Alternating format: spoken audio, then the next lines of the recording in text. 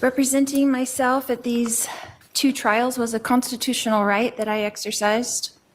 I could not have done so without my team. Annalena Ramirez, my paralegal, Jeff White, my investigator, and Pamela Hicks and Robert Abernathy, my advisory counsel. I acknowledge their diligence and hard work in helping me exercise that right. They worked tirelessly, and I appreciate them.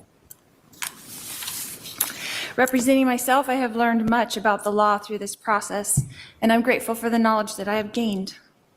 Knowledge is eternal, and it is only love and the knowledge that we acquire in this life that we take with us into the next. What do you think really happened? Drop your thoughts below and subscribe to The Dark Unveiling for more untold stories. Talk as if you're somehow misunderstood. No, wrong. You're fully understood. We see who you are, a manipulator, a liar, and a destroyer. It was 13 years today that JJ's adoption was finalized. I trusted you! A life filled with unwanted attention. Oh, trauma. If I was accountable for these crimes, I would acknowledge it, and I would let you know how sorry I was. So I want you to watch, because God will show the world great miracles.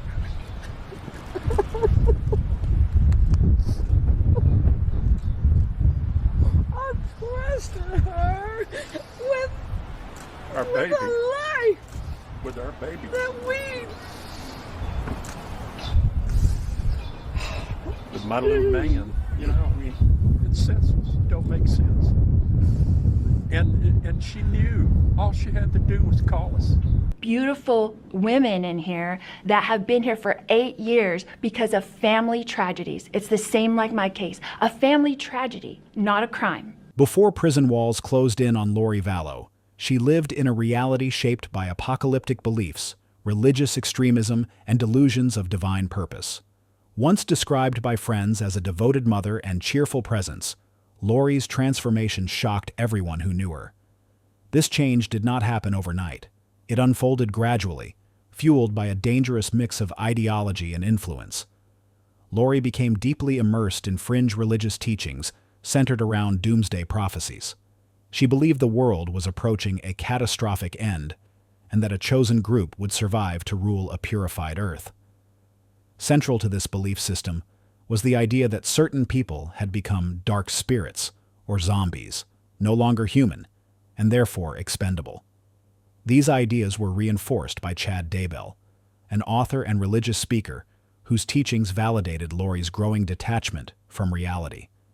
As her beliefs intensified, Lori's behavior changed in alarming ways.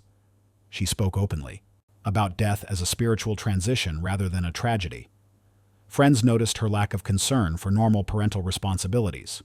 Family members later testified that Lori seemed calm, even joyful, while discussing violent spiritual warfare. This was not just belief, it was obsession. The most chilling reality was that these beliefs directly preceded the disappearance of her 2 children, Tylee Ryan and Joshua J.J. Vallow. When questioned about their whereabouts, Lori offered vague explanations, claimed they were safe, or insisted they were with friends. In truth, investigators would later confirm that both children were already dead. By the time authorities began closing in, Lori appeared unbothered. She smiled during public outings, danced on beaches in Hawaii, and spoke about starting a new life. The contrast between her outward calm and the horrifying reality behind it became one of the most disturbing elements of the case. This was not a woman acting in desperation. This was a woman convinced she was right, and that belief would ultimately place her behind bars forever. Lori Vallow's arrest marked the moment her carefully constructed world began to crumble. After months of evasion, misleading statements, and refusal to cooperate with authorities, the pressure became impossible to escape. Law enforcement had gathered enough evidence to expose the truth she could no longer hide. When Lori was taken into custody, her demeanor remained unsettling. Unlike most defendants facing life-altering charges, she did not appear panicked or remorseful. Court footage showed her smiling, laughing with attorneys, and even exchanging light-hearted gestures. This behavior disturbed observers and reinforced public perception that Lori was disconnected from reality. As the case moved forward, disturbing details emerged in court. Prosecutors laid out a timeline supported by phone records, text messages, GPS data, and witness testimony. The deaths of Tylee Ryan and J.J. Vallow were not accidental. They were deliberate, planned, and justified, at least in Lori's mind, by her belief that they had become zombies. The courtroom became a battleground between reality and delusion. Mental health evaluations were ordered, delaying proceedings. Doctors later deemed Lori competent to stand trial, concluding that while she held extreme beliefs, she understood the nature of the charges against her. This decision cleared the path for prosecution. Throughout the trial, Lori rarely showed visible emotion when graphic evidence was presented. Photos, forensic testimony, and expert analysis detailed how the children died and how their bodies were concealed. Families of the victims sat in silence, forced to relive the worst moments of their lives. When the verdict finally arrived, it was decisive. Lori Vallow was found guilty. The illusion that she was divinely protected vanished. The spiritual warrior she believed herself to be was now legally and permanently an inmate of the state. Sentencing day was the final stage of Lori Vallow's journey from self-proclaimed chosen one to convicted killer. The courtroom atmosphere was heavy, filled with grief, anger, and unanswered questions. For the families of the victims, this was not closure, but it was accountability. Victim impact statements revealed the devastating emotional toll Lori's actions had caused. Relatives described the children's personalities, their laughter, their futures that would never come. Each statement dismantled the narrative Lori had built in her mind. These were not dark spirits. They were children. When Lori was given the opportunity to speak, her words shocked many. Instead of expressing remorse, she spoke about love, spirituality, and divine understanding. She claimed the children were happy, safe, and at peace. To many listening, it sounded less like reflection and more like continued delusion. The judge did not hesitate. Lori Vallow was sentenced to life in prison without the possibility of parole. The ruling acknowledged the calculated nature of the crimes and the absence of remorse. The court made it clear, belief does not excuse murder. As she was led away, the smiling woman who once walked free was replaced by an inmate number. The door closed behind her, not just physically, but symbolically. The world she believed she was chosen to rule would never exist. This was not a story of misunderstood faith. It was a story of how unchecked belief, when fused with power and control, can destroy lives, and how justice, though delayed, still arrives. Behind prison walls, Lori Vallow now lives a life stripped of control, influence, and freedom. Her days are defined by rigid schedules, surveillance, and confinement. The cell she occupies is small, sterile, and unforgiving, far from the grand destiny she once envisioned. Reports indicate that Lori remains emotionally distant in custody. She participates minimally, avoids confrontation, and maintains an unsettling calm. Guards and staff have described her as compliant but detached, rarely engaging deeply with others. This behavior aligns with her courtroom demeanor, controlled, composed, and disconnected. There is no audience in prison, no followers, no divine mission, just time. Psychological experts note that individuals who commit crimes rooted in extreme belief systems often struggle to adapt when those beliefs are no longer reinforced. In Lori's case, isolation may only deepen her internal world. Whether she still believes her actions were justified is unknown, but the consequences are permanent. The prison environment offers no escape. Lights out, meals through slots, concrete walls that do not respond to prayer or prophecy. Every day is the same, and every night brings silence. For the public, Lori Vallow's imprisonment serves as a chilling reminder of how dangerous delusion can become when it overrides empathy and reason. Her story is not just about crime. It's about belief without boundaries and the irreversible damage it can cause. Behind bars, the doomsday has already come, not for the world, but for Lori Vallow herself.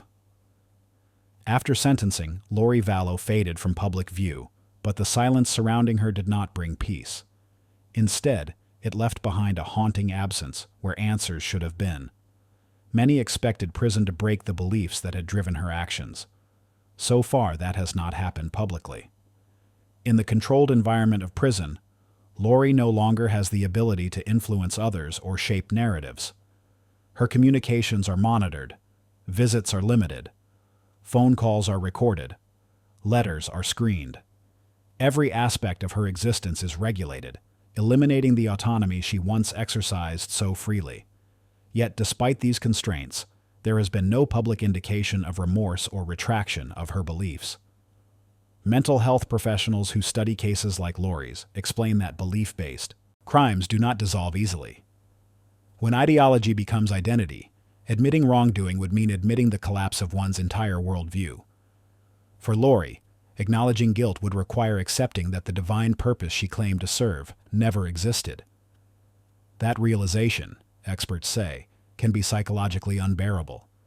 Families of the victims continue to live with unanswered questions.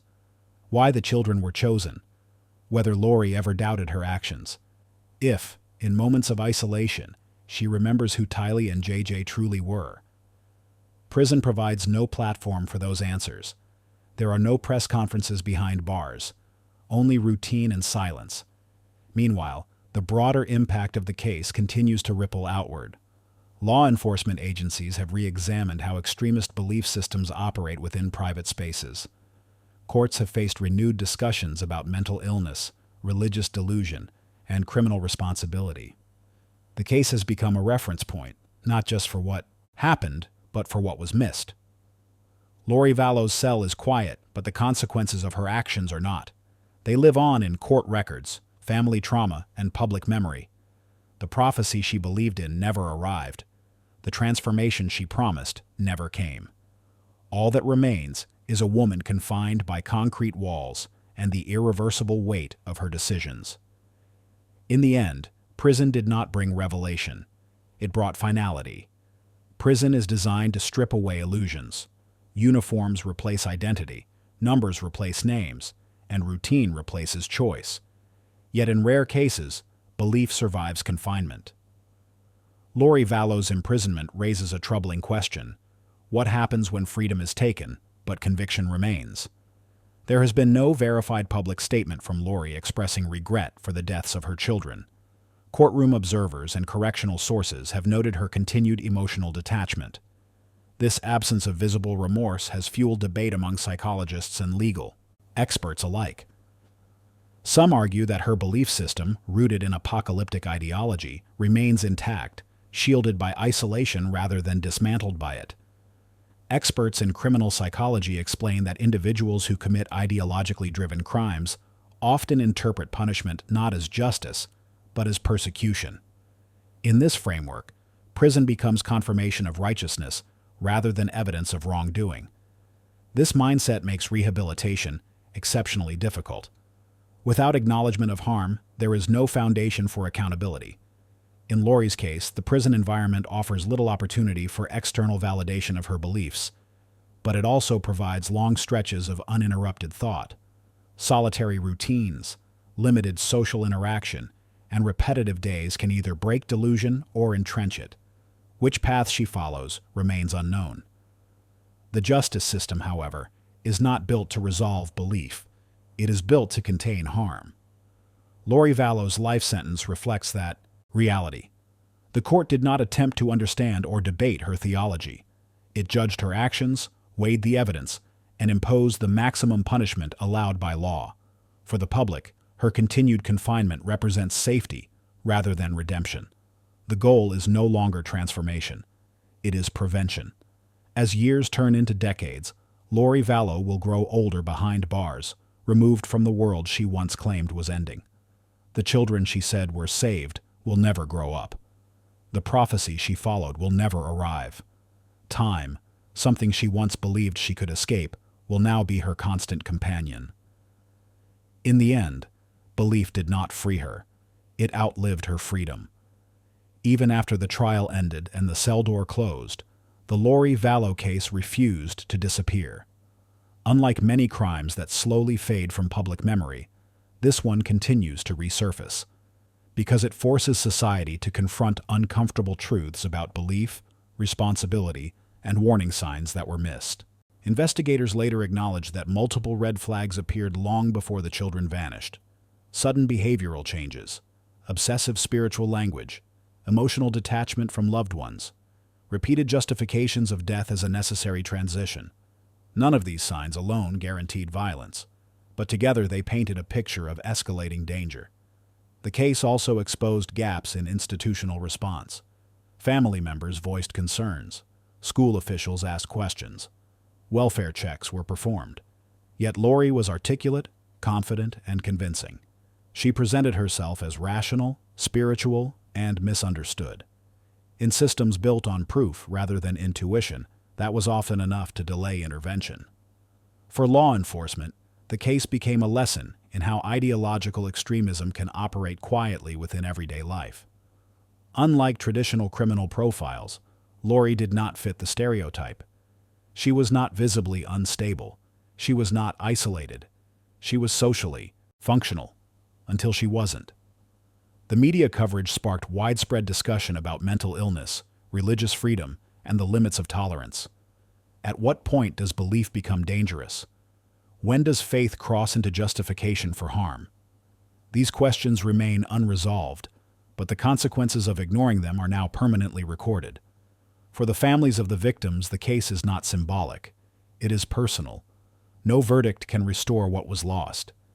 Justice may have been served in court, but grief does not follow legal timelines.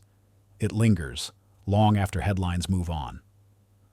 Lori Vallow's name will likely remain associated with this case for decades, not because of who she was, but because of what she chose to do. The story of Lori Vallow does not end with her imprisonment. It ends with absence. 2 children gone, a family fractured, a belief system exposed for what it was, destructive, isolating, and lethal.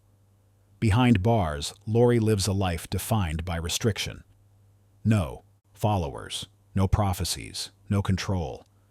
The world continues without her, exactly as it always has. The doomsday never came. The transformation never happened. Only the consequences remain. Her case stands as a warning, not about religion, but about extremism. About what happens when belief overrides empathy. When ideology replaces accountability. When someone becomes so convinced of their own righteousness that they stop seeing others as human. Prison cannot undo the past. It cannot answer every question, but it can prevent repetition. And sometimes that is the only justice left.